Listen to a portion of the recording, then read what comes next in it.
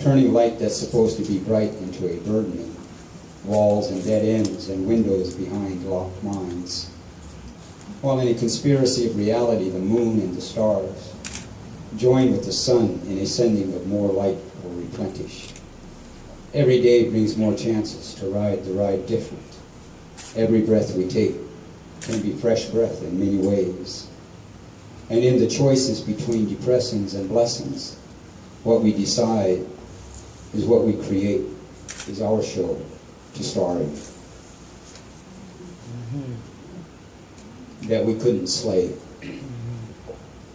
How many little girls are disguised as women? How many little boys hide in the lies of men?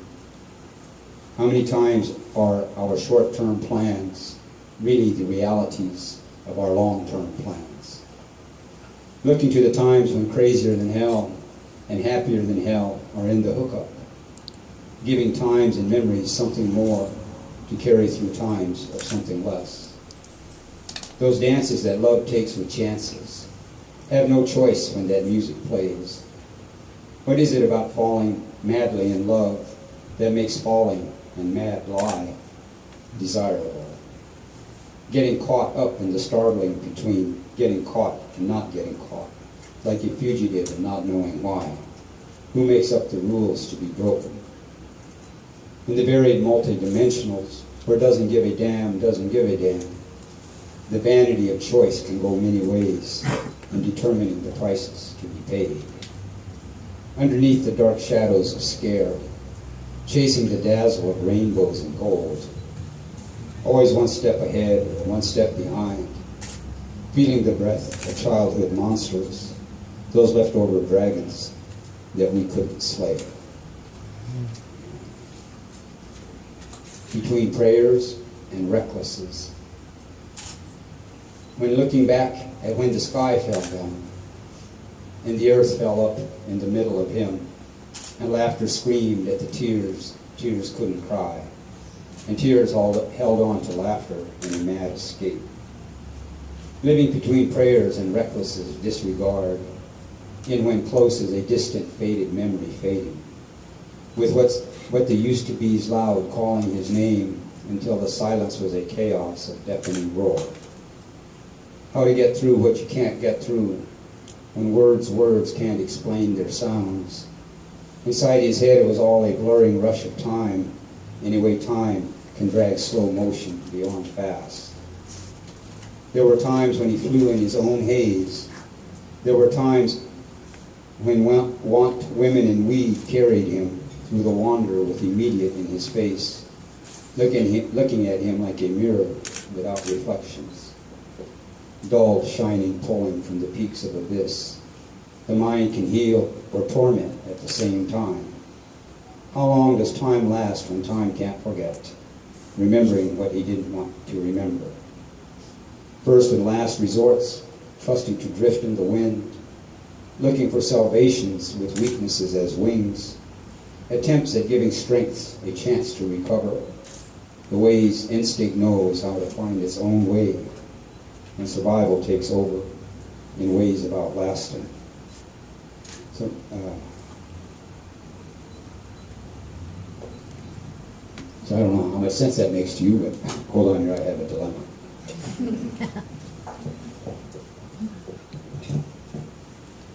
Be careful, because I always spill this stuff.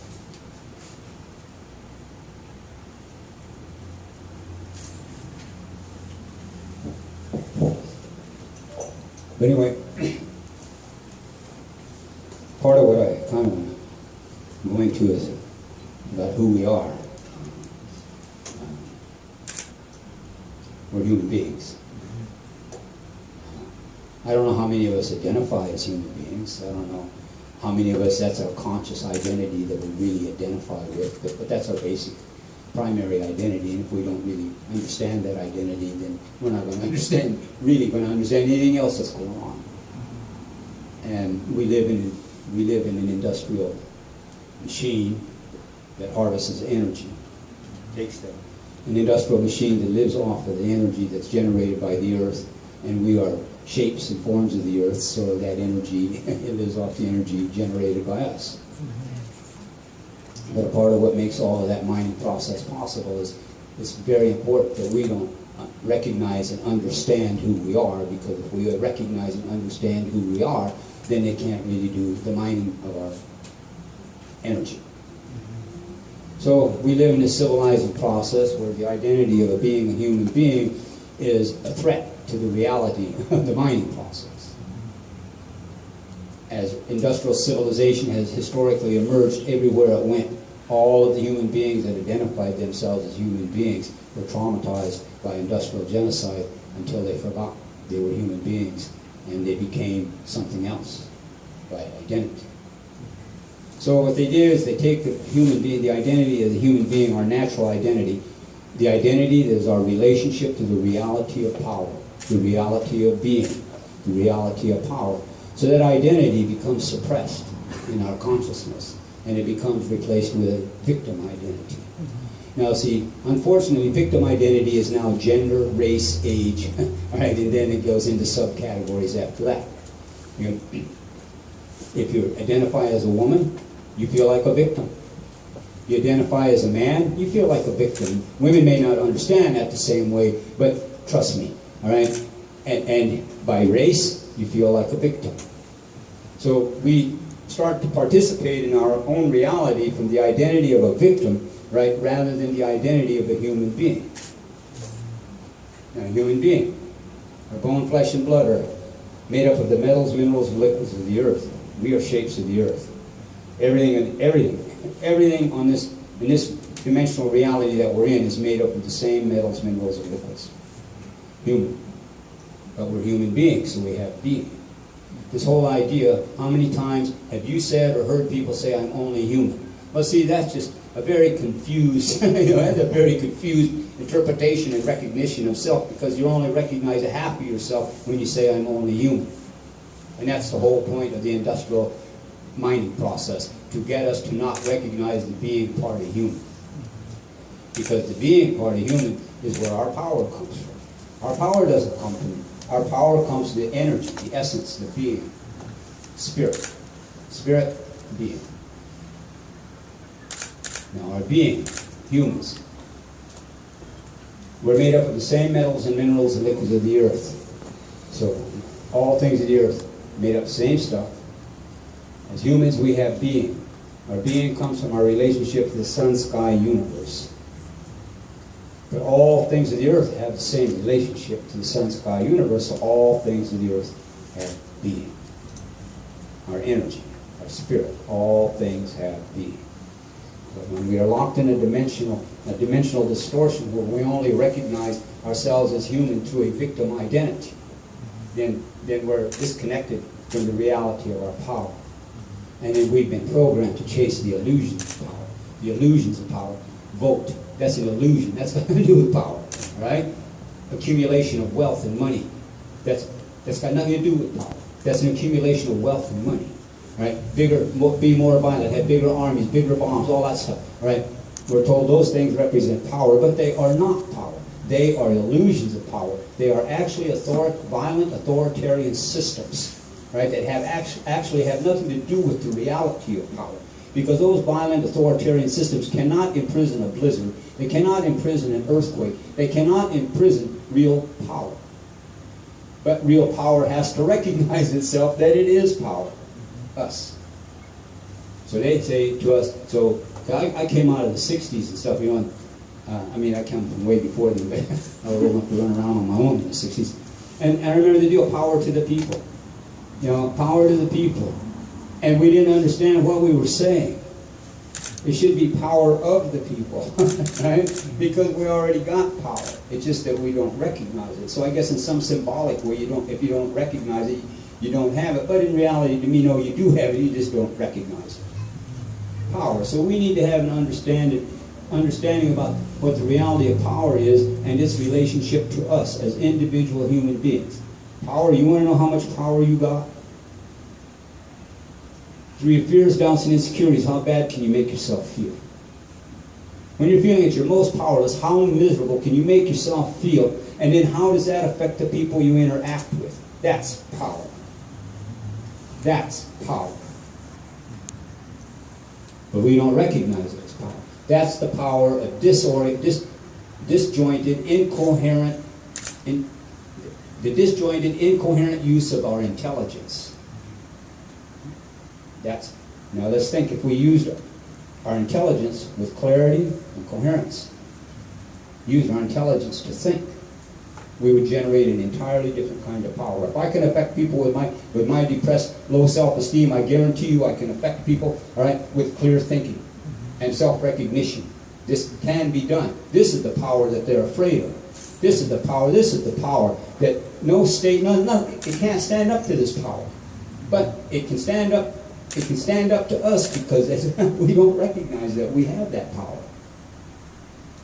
The power in our intelligence. You know, when I look at it, you think,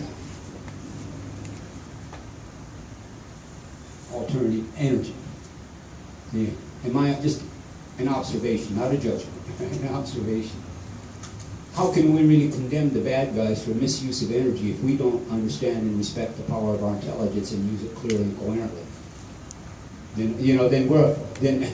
we got to look at some of this stuff non-judgmentally, but recognize reality. If I don't take responsibility for my intelligence and use it as clearly and coherently as I possibly can, then what makes me different from the bad guys other than scale? Because I destroy myself. So what makes me different than the bad guys other than scale? It's like the spiritual aspect of reality. I do not understand how we can make a true spiritual relationship to our own spirit, the spirituality of creation, if we don't show respect to our intelligence. We can say all the little prayers we want. Thank you, Creator, or thank you, for the trees and all the things that fly, or thank you for this and that. But if we don't respect our intelligence, then we're just going through the motions. There's no power to the thing. It's all just been depowerized if we don't understand. It's almost like if we give thanks for life, if we truly give thanks for life, it's almost automatically the second thing should be giving thanks for our intelligence, because that's what we were given in order to use that creative imagination, our intelligence, the power of our intelligence that can take us down. This was energy, the power that we were given to maintain a balance in the natural world. So we have to really look at ourselves and recognize ourselves. And taking responsibility for our intelligence.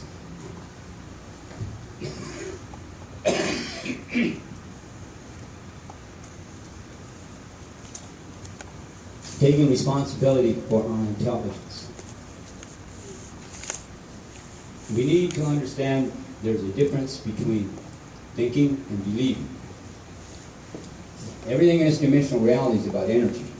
When we think, we generate electromagnetic energy. Thought is the projection of electromagnetic energy goes off into a vibratory reality. But everything is about energy. Everything is about energy. So when we think, when we project this electromagnetic energy, this energy flows off into the universe. It flows the way energy is naturally intended to flow. Now, the mining process, this imprinting through civilization, and the mining process of civilization encounters the human beings, and then it traumatizes them until it stops thinking as a human being and believes in what the trauma is imprinting upon them. Think about this. Every low self-esteem that you have, did you think it up, or did somebody put it there repeatedly until you believed it? Believe it. And remember, thinking is energy flowing. Electromagnetic energy going out there in the universe.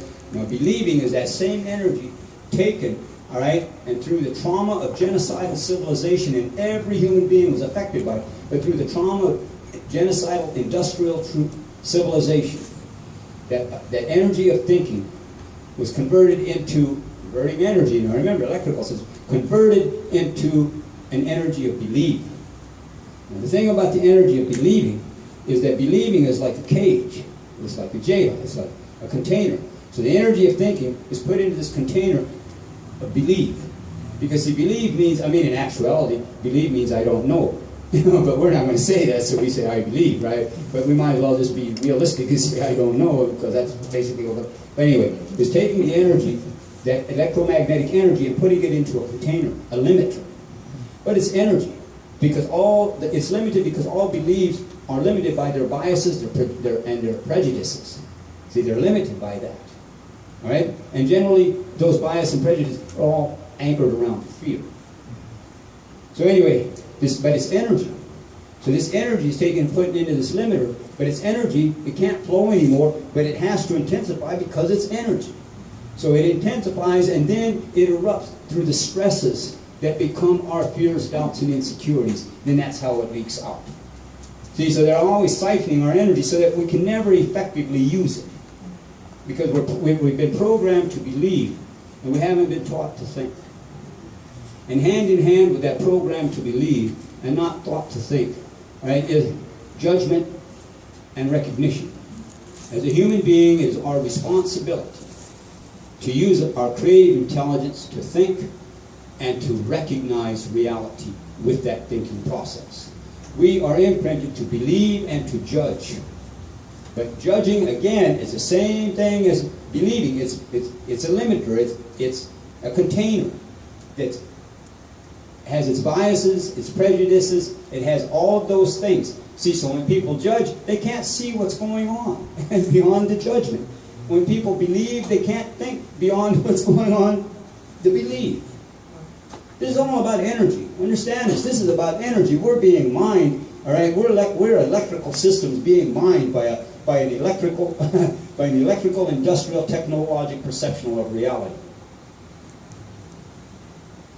So how we recognize ourselves, our responsibility, show respect to our intelligence, and to show respect to our creators by respecting our intelligence. How do we respect our intelligence? We respect our intelligence by using it to think clearly, coherently, and to recognize the reality that we are in. Dressing up easy. And those times he just couldn't help himself.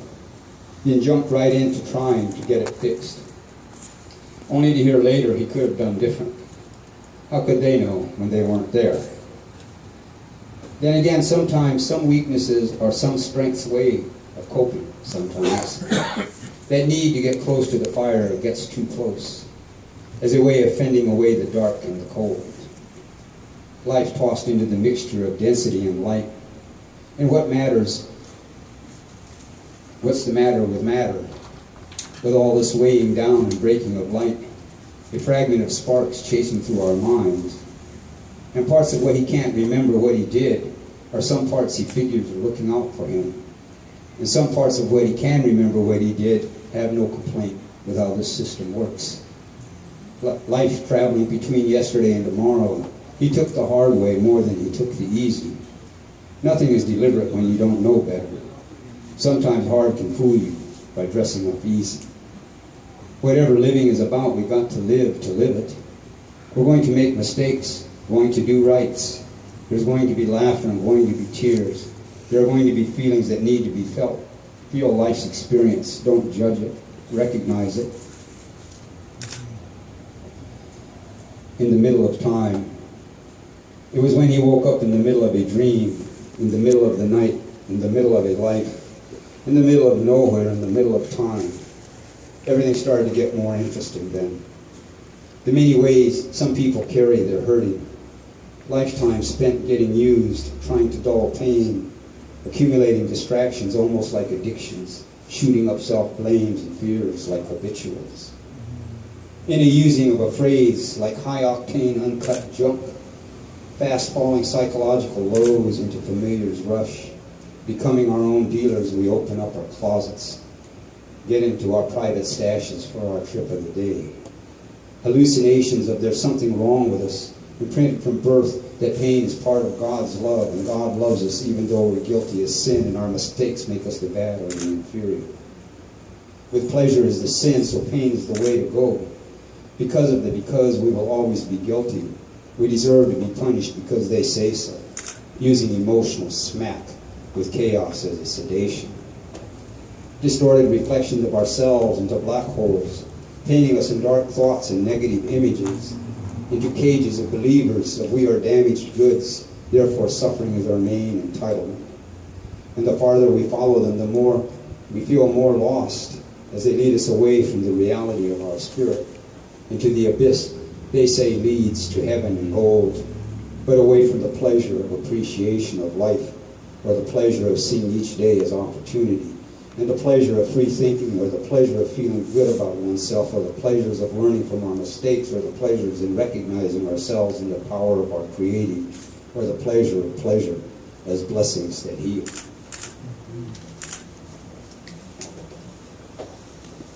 I sit in a little room and just go mad for days. Nice. Oh, very good.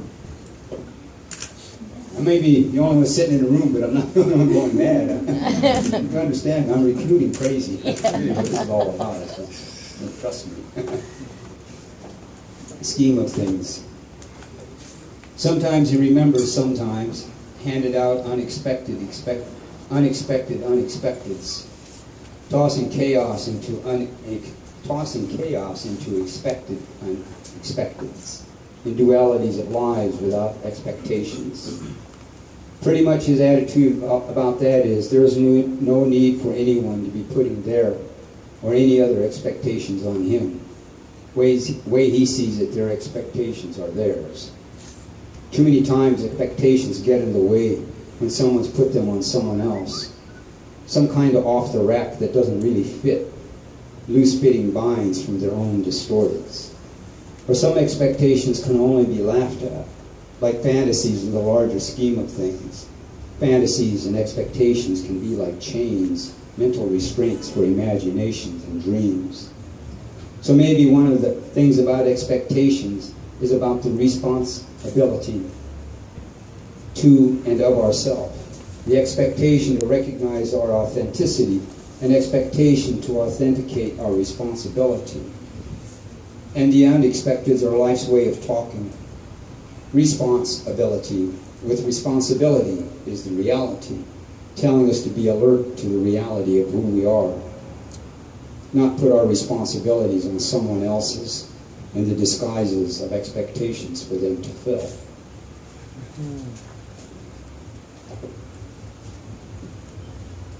Glad to be thought. I'm reading these rough because, anyway, I don't prepare well. A lot of what happened had to do with his me's from the past and his me's from the future. He used any present for their battleground, like in some challenge to paradise. Who knows whatever gets settled, or even if, or when, or where, or why. The way some started on their own, no apparent beginning with no apparent end, running off in any ways, looking for any place where the heart won't hurt.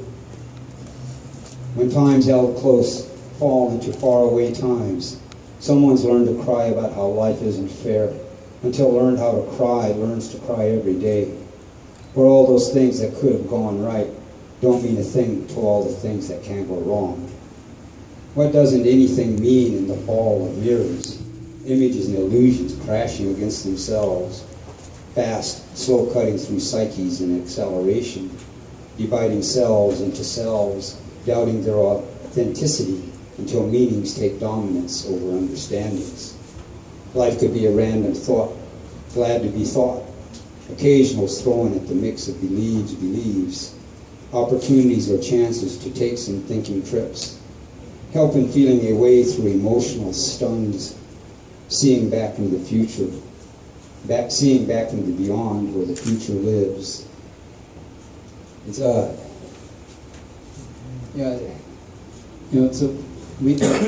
a part of this recognizing who we are as human beings, we have to understand that there's nothing wrong with us, right? There's nothing wrong with us. That's just reality. Don't confuse and it's important that we like ourselves. See, none of the rest of us going to ever happen the way we want it to if we don't like ourselves. I guarantee you that. Right? If we don't like ourselves. This is why it's important to understand there's nothing wrong with us. Right? Don't confuse doing wrong things with something being wrong with you, because the wrong things we do almost 100%. I'm gonna take a guess and say 100%. We were all traumatized somewhere when that first trauma hit. All right, and it usually happens young. This is part of the mining process. Traumatize us young, because see, before the trauma, we can go anywhere we want. We can do anything we want with our intelligence. I guarantee you, it's all real. Then the trauma comes in, and now we're trapped in the human. See, before that, we're human and being. We can access the being realities. Then the trauma comes, right? Whatever form it takes, right? And then we get trapped in the human. Right? The trauma. Now, when you look at it, everything's energy. So if I take a stone and I throw it into a pond, or I throw something into an energy field, right? There's going to be a ripple. So we get traumatized. See, and the traumas generally happens young, and we're being told all this stuff. Original sin, we're being told all this stuff, all right, telling us that there's something wrong with us. You know, the unfortunate thing is this is a mental disease, and each generation passes it on to the next generation, and nobody understands that that's what's going on, all right? But about nothing wrong with us. So we get traumatized, and then as a reaction to that trauma, usually as a reaction to the trauma, the first thing is we think there's something wrong with us because it happened to us, and then therefore we take blame on ourselves, and then generally out of that, that's now our perception of reality has become distorted, victimized, and the victim distortion. So anyway, the ripple effect. So we react. At some point, we react to the trauma by doing what the trauma implanted in you. So we react to it, right? And then which creates more reactions, all right? And all of it we judge. We judge it from the beginning. We've judged ourselves, all right? And it all turns into judgment, right? And we keep sending that. We keep sending that, and we keep sending that. So now we're spreading all of that around. We're spreading that distorted version of ourselves, that there's something wrong with us. But the reality is, something happens to us. We react to it. And we don't understand our reaction. See, it's nothing deliberate. We've been disoriented. We've been dazed. We've been disoriented. We've been traumatized. So we have these reactions, all right, that kind of carry the behaviors of the trauma that was implanted in us. But this is why we have intelligence, the power of our intelligence, the understanding to recognize reality. To recognize ourselves, recognize reality. So look at whatever the trauma is. Look at it. Number one, did we ask for it? We didn't ask for it. There's nothing wrong with us. All right? And we got to go back to we got to understand what happened, and then what we did as a result of that was a reaction. And it's unfortunate that we did wrong things or whatever they are as a reaction to what happened. But we have a responsibility to recognize our lives and who we are and what happened, and then we can change that. We alter it. It's like, you know, I like myself. I don't always like what I do, but I like myself, right? And the thing, but my deal is, you know, I never lie to myself. I might lie to you, but I ain't lying to me, right? Well, then it reduces my chances of lying to you, right? It protects us all. But I don't lie to myself. All right? And the most dangerous lies are self-justification and self-rationalization. All right? Those are the most dangerous lies of all. All right? Because, you know, it's like, the way I say this as a Native person, someone told me, tried to get me to understand, well, it's just a little white lie. What do you mean a little white lie? You know, give me a break. Right? That's a big lie right there. Yeah. But they're little. And it's not racist, all right? And it's not even racial. I didn't think it up. I heard somebody told it to me, well, it's only a little white lie. I know the white person that said it to me because they were the one telling the lie. Right? Anyway, I'm confusing myself. So we should always be real to ourselves. If we're going to do a thing, then at least be real to ourselves about why we're doing it. You know what? At least be real to ourselves about why we're doing it. And then if we can't live with it, it'll evolve out of the behavior pattern. And if it's uncomfortable, but we can live with it, then live with it. You know, and everything will take care of itself because it's in us defining our own reality. So this is why it's important to be real, recognize ourselves and be real to ourselves, because otherwise we'll never be the ones defining our own reality. All right? The judgers and the ones that put all of the negative things in us. They're the ones that are defining our reality. The state, the religions, all right? The class systems, all of these things. All right? Because they're the... So it's important. All right? And the other thing I want to put is talking about our intelligence. See, I grew up now. I just remember, it's like I feel like we're in a time everybody wants to know the answer, you know? And it's the wrong approach. Take the time to understand what we know. All right? Worry about understanding what we know. Because we've been imprinted through the educational system, through the whole system. All right? To know answers, but not to really understand it. Do I know how a TV works? Yeah, you plug it in, you turn it on. Do I understand how they get all them people inside there? No. I never will. Right? There's a difference between knowing and understanding. All right? And everybody's in such a hurry to know something, all right, that we don't understand. We don't understand ourselves. We don't understand. And I think so. As a human being, we have the gift of intelligence. Our power is manifested through that intelligence, how we perceive reality. So we have the gift of intelligence, right? The ability to create through our intelligence. We have that gift. We have the responsibility to maintain a balance, to recognize ourselves. You know, because, you know, freedom. You know, I somewhere back in my disoriented days, or I was disoriented differently anyway, you know, I remember jumping into a lot of freedom parades, you know, and I regret that. You know, people ask me, what do you regret? You have any regrets? Yeah, I regret that. Right? I regret telling people to be proud. I do have my regrets, because when you go out and try to get something done, it's the proud people that get in the damn way. Right? You know, how many times have you seen people, pride, mess a thing up, even in your own self? Right? When we're talking about a spiritual reality of humility. Well, how do pride see? You know, they beat us up. They beat the human beings up, turned us into victims, and they chased out the humility and replaced it with pride. I mean, this is my kind of understanding of what happened. Now, freedom. Why does it end in dumb? Think about it. Why does freedom end in dumb? Dumb, D-O-M, taken from the Latin to dominate. Why do they put dumb, that dumb, behind the word freedom? I understand being free, but I don't understand freedom. I really don't. We live right here, America, all right? Free. What's free? Somebody pays when you're born. Somebody pays money when you die. Somebody pays to put you in the back in the ground. And if you don't have money in between the borning and the dying and being put back in the ground, you're going to die. You don't have any money.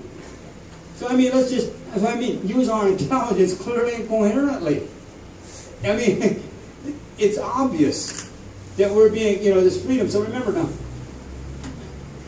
it's an energetic reality we're in. And, you know, so it's a vibratory reality. Vibratory reality. So every sound you make, all right, thought projects an energy that has a vibratory. Sound we make projects a vibratory energy. And I think, see, in a human being, when they understand who they are, the sound they make, it synchronizes with the thought. All right? See, this is what balance, because it's all about balancing the human and the being. So it balances. Oming. I'm not saying that oming is a lie, so I don't want anybody jumping on me about this. Right? But I'm saying there's certain chants you make, all right, and they kind of dull they dull the senses, right? They kind of neutralize and sedate. You see, freedom sedates by getting people all excited and emotionally reactionary, right? And it gets them to accept any lie. I mean, seriously, you know, it gets people to accept any lie as long as you add freedom to it, right? They'll put up with anything. Yeah, go ahead, whip me some more. Because I have freedom.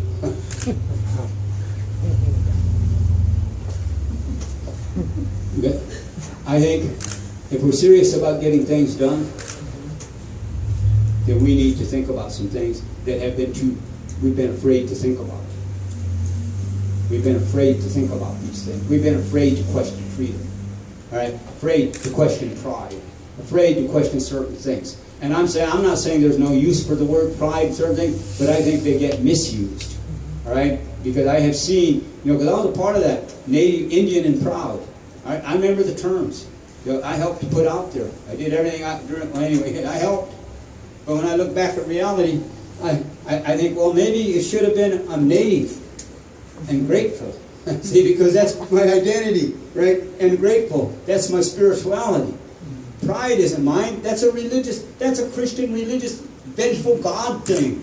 You know, and all of a sudden, this is how far down they took us. So all of a sudden, when we're trying to re-recognize ourselves in the 60s, we took their identity.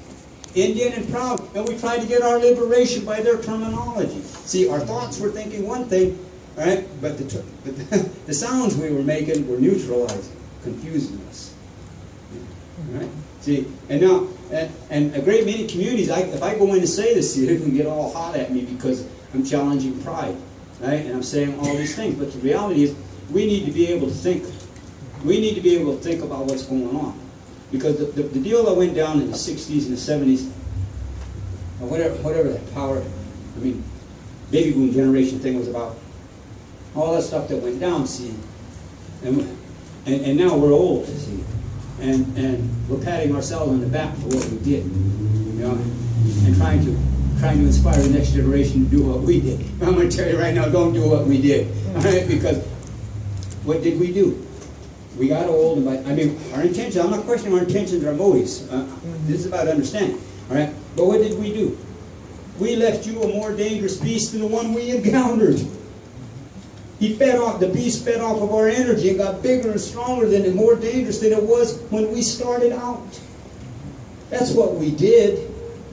You know, and we need to understand that reality. This isn't judgmental. You know, you learn from your mistakes. This is about using our intelligence clearly and coherently to recognize and not judge. And what did we do that was our mistake? We didn't think with clarity and coherence. We didn't recognize. We emotionally reacted to what we believed. All right? And you know, and the easiest thing to do to control the mass population is make them emotional. Then you can push their button any time. If I want to control you, all I got to do is just make you mad enough. And every time you think about me, you know, in reality, then you aren't going to think clearly. Not going to think. Trudrell, right? That's not going to work, right? Because anything that you emotionally react to, right? And this whole system is designed. Look at the emotional reaction that's going on now, right? And then look at what's being accomplished. Which is interesting about energy. Now, I want to point this out. When I look at since the 60s,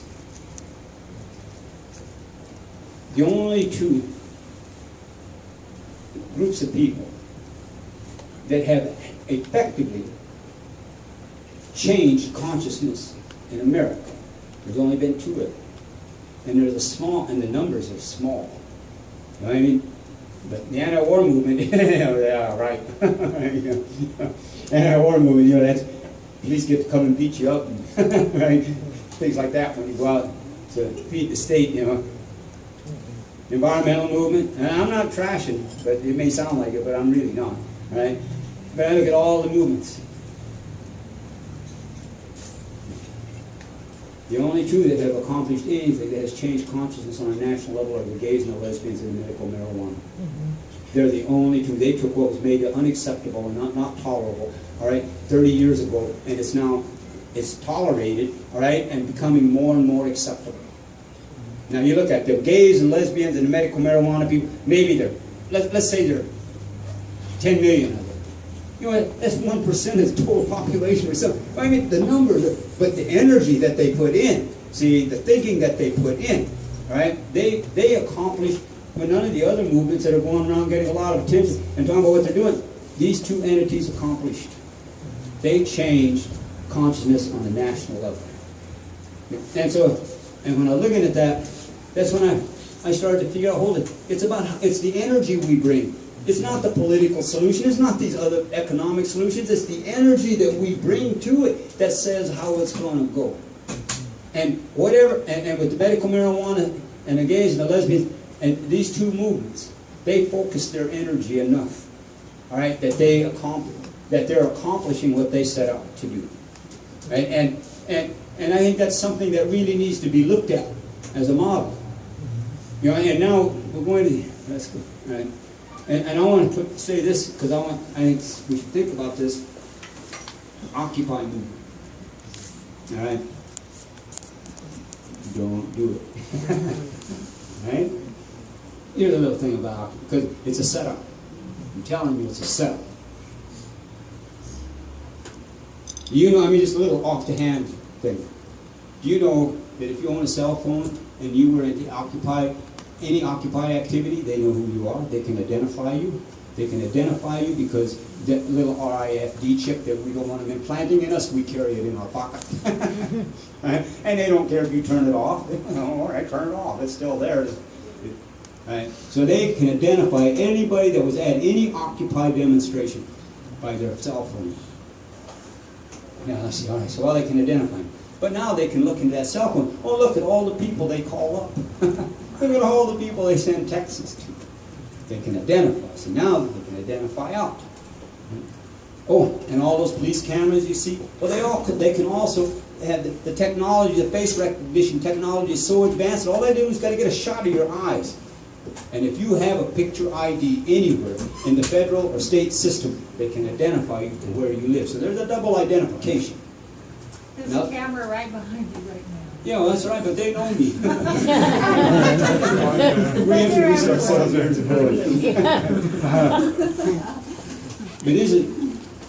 and everybody, and nobody's catching on. Oh, there's dangerous games going on here. You know, people better. So I think it was a setup. All right? I think it was a setup because whatever they've got planned for the future, whatever's coming, and they're stepping off in that direction. But they want to know who their opposition is. They want to identify their opposition so they know who they're going to take first when the real stuff hits the fan. When they get real serious about what they're going to start doing, all right, they are going to know who to go after first. All right, and we're handing, all right, because we believe in freedom. We believe in freedom. All right, so because we believe in freedom, they're getting ready to change that. All right, they're getting ready. And I say this because, and not as a fearmonger, but just because I know we can I know we can influence how things go with clarity. But I'm saying this because, see, my generation, we're on our way out. You know what I mean? They're not that worried about us. I mean, they may round some of us up because they just don't like us, but they're not that worried about us. All right? I'm saying this, they're after you, the next generation. You're the ones that they're after. And don't, you know, and I'm just going to say it, and we'll see where destiny goes. All right? But my own personal feeling is they're getting ready to set up the American gulags, all right? But they're not going to call them gulags, right? Because there are things going on in this country, you know, that politically, well, I'll put it like this. The way the robbing is going on the planet right now, the way the wealth is being concentrated, there's excessively large numbers of poor, all right? Excessively large numbers of poor, all right? And they're going to deal with those excessively large numbers of poor, but not in ways that we believe that they're going to. They're going to round up people. You know, I mean, you know, the largest growing industry in America are private prisons. That's the largest growing industry in America is the private prison industry. You know, how are they going to take care of the poor? They're going to lock a great many of them up and put them to work for $1 a day, right? And make them be productive, right? And these kinds of things are coming. You know, and people really need to start thinking about what's going on. All right, because we're never going to outfight them. This is not going to happen. All right, but they want us to believe that we have a chance if we fight them. All right, reality is we can outthink them, but they don't want us thinking about that. They do not want us to think about that, so they will push emotional buttons because they know that we've been emotionally primed to emotionally react, and if we emotionally react, we're not thinking clearly and coherently. Right? Have you ever had an emotional outburst and then later think, well, I wish I'd have said this or I'd have said that? That's me. So you don't think you could. Right? I do it all the time. So people don't take me seriously anymore. No. But it's for us to take the responsibility. To recognize that we're human beings. Take the responsibility to understand if we claim any spiritual identity to anything, to take the responsibility that we can only show that spiritual I mean, we can most effectively show that spiritual consciousness by being conscious of the power of our intelligence and how we use it. When we start to take those responsibilities upon ourselves, right, then we can change this dynamic. And that's reality. I mean, on an individual basis, or just individual. Make the decision to think as clearly and coherently as possible. And see how it changes your individual life. Right? Because the thing about when we think, we project electromagnetic energy. Electromagnetic. So if we're tossing low self-esteem, the chaos of low self-esteem in its different fragments as a part of our consciousness, then that's what we're going to attract. If we're putting clarity and coherency out there, then that's what we're going to get back. That's the part of the power of the people they don't want us to understand. That we can, I mean, theoretically, if everyone got up tomorrow and said, I will not enable what I know to be a lie, it would all change. And so that the occupiers don't misunderstand. I'm not picking on anybody, right, or doing any other thing like that, but I do think that this needs to be thought out before we call people out to do stuff, right? And because I'm saying this because, you know, I think that it's time for the next generation, well, our generation, but I think it's time to think in the terms of non-cooperation versus civil disobedience. I think civil disobedience is a trick. I think it's a trick, it's a trap, all right, and it's how they tag us with the magic markers, all right, so that they can identify who we are, right? They have the electronic know-how now to do that. So I think we should be careful. I'm not saying there shouldn't be any public protest, but we should not build whatever it is we're looking for through that, because if we use our intelligence clearly and coherently, we'll see it doesn't work. If we want to be honest and authentic, it doesn't work. So we need to recognize that, because civil disobedience, whether it's violent or non-violent, whether it's with permission or not, is cooperating with them. Because the part of the lie they tell us, that by that public protest we can have an influence. So we're cooperating with them.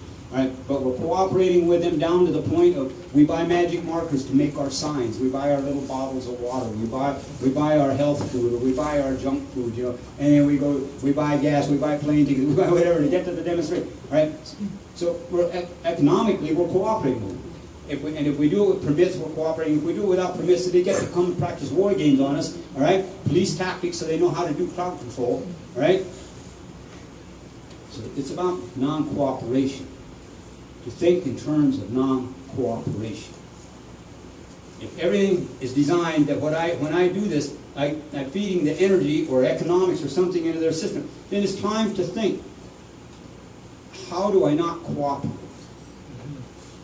You know, I mean, it can be from, like, as an example, all the time and money that have went into the Occupy movement. Everything that's defined as energy, time, money, anything, that went into the Occupy movement had been put into telling the American people, look, let's get together. This is about economics. Let's get together and not spend any money on one day as a unified force, as a unified group. Let's not spend any money on one day. The objective being get 1/3 of the population to do it, and they can't ignore you. Cannot be ignored.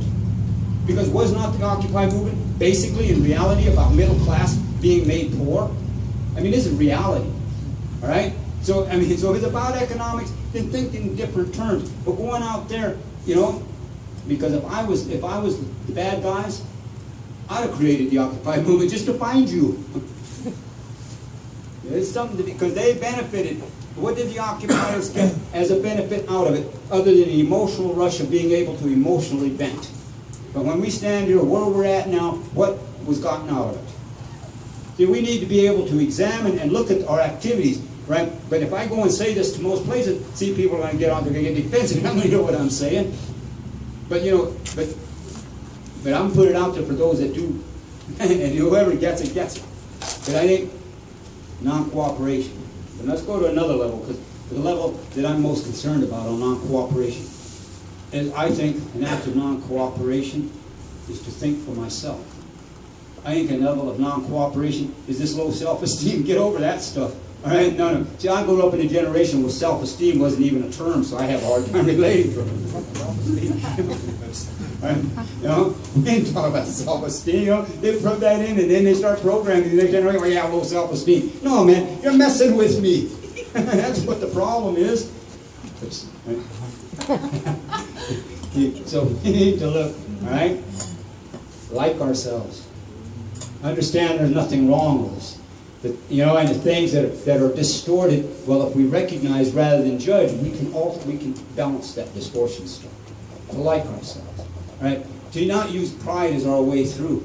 To truly be grateful, right? To truly be grateful for what there is to be grateful for. Don't let them lead us around by our pride. Understand the difference between humility and pride, because humility and pride, they just can't live together. I'm sorry, they can't live together. I come from a spiritual, I still have enough of my spiritual memory left to know that my humility was a danger, all right, to the religious pride. That's why they went after us. See, so these are things, we need to start thinking about things that we just have refused to think about. You know, and that's just, you know, and about this sexism stuff, I'm going to toss this out there too, you know. For the women, don't blame it all on the men. Women raised us. So everybody's got a role in this. Reality. Everybody's got a role in this. See, in this whole division, this whole gender thing. And I'm not making excuses for anybody any way across the deal. All right? But if the man grew up bad, or whatever all that stuff is, he had a mother. You know, I hear all these jokes about penis and men, and you know, but every penis, every woman grew the penis before it came out here. So let's all take some responsibility on what's going on as human beings, rather than allowing them to make this other thing. Anyway, now before I get in trouble, no, I'm desperate. I want us to think about anything, right? I won't even go into democracy. Okay, well, I'm going to read a few more of these and quit. But anything that I said that makes sense to you, right on. If I didn't make sense to you, I don't want to hear about it. Right? Because they're just butting heads. Because if I didn't make sense to you and you're going to come tell me about it, then you're not making sense to me. Well, senses. I mean, they talk about the sixth sense. I think common sense is the sixth sense, because we all have it. I think that's our sixth sense, but we'll go. That's another time. Is your you? Did you ever have one of those days when you just lost it and it was too much trouble to find it again? Or one of those days everything goes right, you want it to never end because you never know when that day will come back? While whatever's going on is going to go on, and there's not much you can do except go with the choices of laugh or scream. With hysteria and euphoria battling for territory, and the battleground is your you, and a reality of no such thing as non-combatants. Feeling like the victim of a victimless crime wave, and whatever that's all about, viewed through the shame in other people's eyes. Mixed in what you can't take back, the scenes of a lifetime replayed, asking your lucky stars for some lucky to thank. And remembering what remembered remembers almost always seems out of control when some forgetting refuses to be forgotten. And a story of all good things must come to an end, without sinners casting stones. Just about any temptation is worth succumbing to. And in the transparency of karma and original sin, whatever we say it is following us. Does nothing last forever mean it does or doesn't? Who thought up salvation and redemption, and why? Who are they that they needed that? What is it that they see or don't see in themselves? Using guilt trips like hits of drugged hallucinations, conceptualizing judgment days into every day as a judgment day on the rampage, like an enemy waiting to ambush us in our minds. That's madnesses of sane. Been praying for some protection from the madnesses of sane men. Crossing the borders of insane. Sounds like sane is farther insane. like versions of in, intensified saying with madness as part of the normal. Cold-blooded against warm-blooded, armed with civilized rationalizations. Competitive edges used like swords, inhumanly cutting through humanity. Using smiles as lies, fronting hollows, sounds of what's in our best interest, then they turn excuses into reasons to put on their scariest violent mask. Fear serves them like chattel slave, chains in the minds, rattling invisible. Emotionals don't know what to feel, leaving feelings feeling abandoned. And a pervasive of spreading wounds, scarring imaginations with isolations, but not good enoughs hidden behind pride's uncompleted needs to devour. Feeding the madnesses of sane men, it's like the frenzy of their cannibalism is hidden by their definitions of sanity. Profit before people, industrial wealth, 2% own 70% or something like that. They make the rules that say it's right with the lie of all's fair in love and war. As they radioactive the future's child in the detachment of ancestor realities, disconnect from the past and future, the spirit lost to homicidal self-loathing, running rampant in the subconscious, feeding the madnesses of sane men.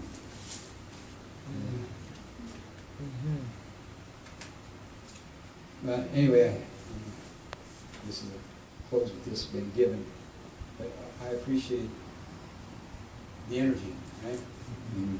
We all brought our own energy here, and I like to think when we leave, see, we're energized in a different way. That's what it's all about. And I'm not asking you, I don't want anybody to believe a word I said, right? Because I don't need that, right?